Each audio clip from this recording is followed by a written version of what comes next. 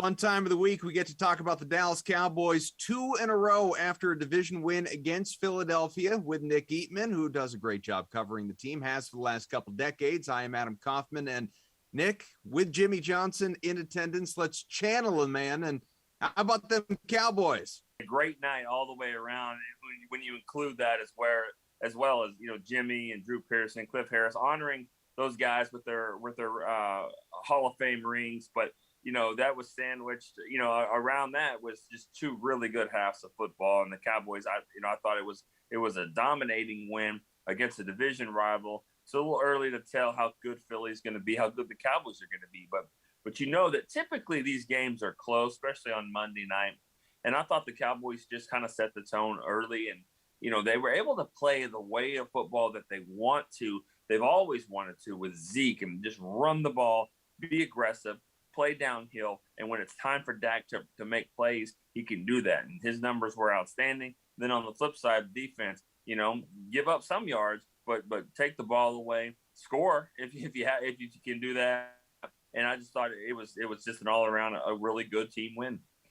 We'll get into some of the nitty gritty, more specifics concerning a lot of those different areas. But I told you before the season even started, and not just because I do these with you weekly, I genuinely felt and feel this way. Dallas was my pick to win this division. So I'm not shocked that the Cowboys are playing well to start the year, but in terms of just how well-rounded they are, especially after last year when, there were a whole bunch of reasons why the club was not.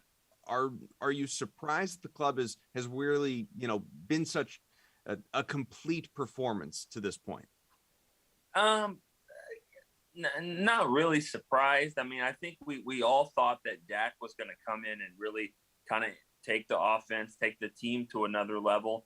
We were seeing signs of it last year. And if Dak can come back, that'll help some of the other guys and the offensive linemen get that going again. And then with Dan Quinn on the defensive side of the ball, I mean, the goal was just be better, just be more competitive, take the ball away, and don't give up touchdowns, don't give up big plays all the time. So I think you're seeing just a combination of all of that. And they've had some injuries. They have suspension. They've got, COVID issues every week. But they're finding ways to kind of play around it. And I think it all starts with this offense. I really do. I think the offense is not only scoring points, but something that they were not doing last year was scoring early in games, getting off to a fast start. The last two games, they scored early. Kellen Moore's doing a great job calling plays and getting them ahead of the chains, getting them in the lead. And then from there, it's easier to play defense when you're doing that.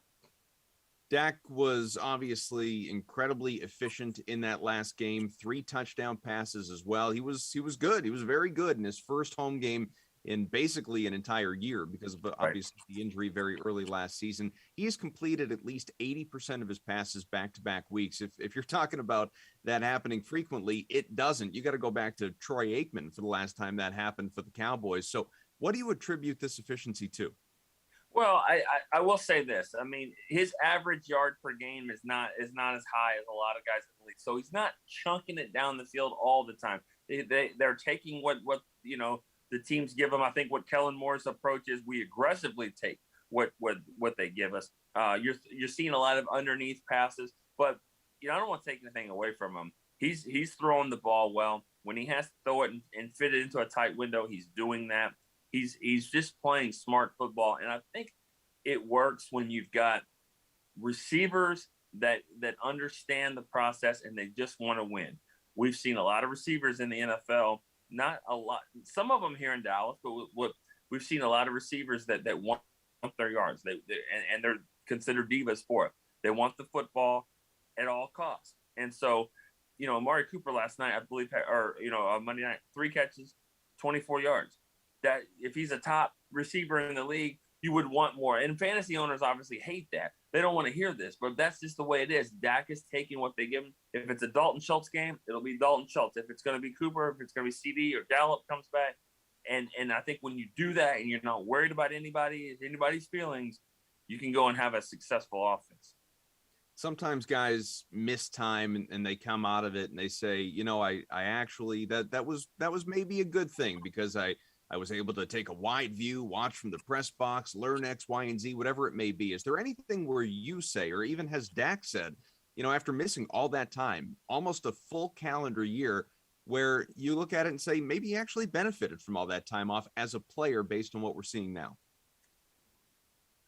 I don't know if he I haven't heard him say that. I get the point that you're making, and I've heard coaches say that. I know Mike McCarthy and Dan Quinn kind of have said that because they were off a little bit. I think what Dak learned is that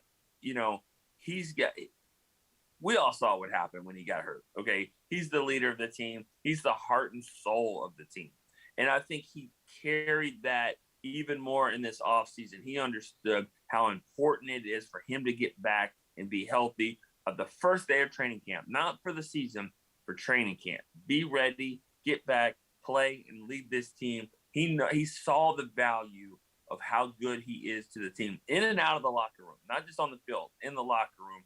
And I think and the Cowboys made that commitment as well. Got pressure on him from there to go and succeed and live up to that contract. But I just feel like more than anything, last year taught all of us and taught himself that he is the dude and he needs to go out and play like it. And he's done it so far. We spoke last week, Nick, about the timeshare in the backfield, Ezekiel Elliott and Tony Pollard as well. And I guess you shouldn't be surprised because I said, who's going to be the fantasy stud or a fantasy stud? And in week 3, you called out Zeke, and sure enough, he went for 100 plus yards, total yards from scrimmage. He scored a couple of touchdowns, but that timeshare, it was still very much a thing between those two guys. Are you at all surprised by the fact that Zeke was so relied upon in the red zone when it came down to close yardage? Well, I was surprised at the way they were having success with pushing that pile back. It's a flip to what it has been in the last few games, really the last couple of years. This team's an athletic line. They pass block well. When push comes to shove, they haven't done a great job with it. Last night was not that case. They were able to do that. They were able to run the ball on the Eagles on Monday and really showed them that they could score at any time. I mean, there was a first and goal from the 19, and they were able to basically short pass and then run and get into the end zone. That was amazing to see that. So that was Zeke's game. Next game, you might see more of Pollard, and Pollard had the hot hand, and that's kind of what they say. Let's go with the guy that's got the hot hand, and he had it against the Chargers 2 weeks ago. So it'll just kind of go back and forth.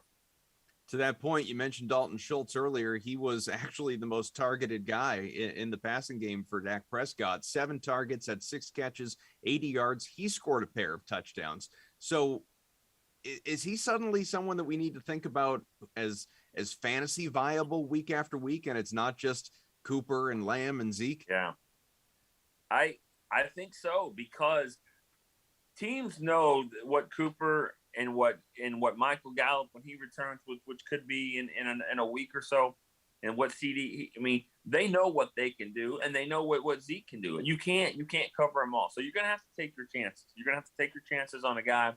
Schultz is not incredibly fast. He's not going to get down the seam of the field. That he's just going to go, stop, turn around, find the hole, make the catch, get up the field. Now what he's done a pretty good job is with his yak. I mean, yards after catch for him has been amazing, and that's something he's improved at a lot. So, he's somebody that you got to think about, because Dak's going to utilize him. He's going to take what they give you, and I guarantee defenses are going to give you the tight end. So he's going to keep taking. A lot of talk here about the offense. Let's not forget the defense, though. It was maybe forgetful last year, or forgettable, but this time around, I mean, you're talking about an NFL leading 8 takeaways, 6 interceptions, 3 of those by Steph's brother, Trayvon Diggs. He has been obviously electric to start off this year. We know what the defense was last season. So what do you attribute this turnaround to? Maybe, Stephon Diggs is going to be Trayvon's brother. I mean, maybe, we keep going here. And he's dominated the Eagles, by the way. Trayvon Diggs, he's played 3 games against the Eagles. He's got 4 interceptions, and he's got 1 in every game so far this year. I think it starts with Dan Quinn, the whole defense. Dan Quinn has done a masterful job of figuring out how to get these guys in position. They did a really good job in free agency. They've added guys that 1-year deals. The guys that were injured, Keanu Neal, DeMonte Kazee, Malik Hooker. They picked up Jaron Kearse, who's come in and done an outstanding job. Let's not forget the defense lost their best player in practice in week going into week 2. I mean, DeMarcus Lawrence has a broken foot. He's going to be out 6 to 8 weeks. But Micah Parsons has come in and done a great job. And everyone likes to criticize Jalen Smith, but I thought Jalen Smith the last 2 games has done a really good job of playing in that nickel. He was a spy for Jalen Hurts. I thought he did a really good job. So they're just the pieces that are just kind of fitting it together. They're working, but it helps to have a shutdown corner. I think it's safe to say he is that, Trayvon Diggs, and also this do-it-all linebacker that you don't really know where he's coming from, but he's coming. You just don't know where he's going to line up, and I think that's a valuable piece as well. You get DeMarcus Lawrence back and some other defensive tackles. There's a Neville Gallimore that's out there the Cowboys were really high on that got hurt in training camp. So, I think that there's more pieces coming to this defense. Dallas has 3 straight games at home. So coming off a Monday in Philadelphia, next up it's Carolina. This weekend, obviously, this is a Panthers team that's 3-0, one of a handful of remaining unbeatens in the NFL. But at the same time, as we know, it's not going to be the same club out there without Christian McCaffrey. So what are the expectations? Well, I'll say this, and no one's feeling sorry for the Cowboys, but the NFL schedule makers from start to finish here for the Cowboys haven't done them any favors. That's just fact. I mean, just where they had to start the Hall of Fame game, start the first 2 games on the road, and then this one doesn't help them either when you consider Carolina's got basically 10 days to prepare, and the Cowboys are coming off a short week, and the Cowboys will have about 6 or 5. So, yes, McCaffrey's huge. That's a huge loss for them. J.C. Horn on the other side as well. But I think what Carolina is doing is some good things. They'll figure out, how they want to attack this defense. But the thing is that's really it's tough about the Cowboys offense is they're proving it in 3 weeks. They'll play any way you want to play it. If you're going to give us the run, we'll smash it down your throat like they did against the Eagles. If you want to take away the run, they'll throw in on the outside and get 450 yards against the Bucs. Had a chance to win that. And then they played a combination of that against the Chargers. So it's really tough as defense coordinator to figure that out. I think it's going to be a good game. Every year there's 3 teams or so in every conference that are way better than you thought and 3 that aren't as good as you thought. Carolina looks to be in that first group. It's early. They've beaten some teams that they should, but they also beat the Saints. So expectations are high in Carolina. It should be a fun game. Let's go back into that Nick Eatman crystal ball before I let you go. You said last week it was going to be Ezekiel Elliott. See, there it is. I like it. We need to actually send you a crystal ball, I guess. Buy one off. Okay. Something. We knew it was Zeke because you said it. It happened. Couple of touchdowns. Who's the fantasy standout against the Panthers? I'm going to go with CeeDee Lamb. It's about time for him to get going again. He had a nice catch in that game. I would say Amari Cooper, but I feel like this will be a game CD goes off and has a big game. I'm going to say at least a touchdown, 100 yards and a touchdown. It all depends on how Carolina wants to play it, but I feel like this could be a big one for CD. I'm going to go CD.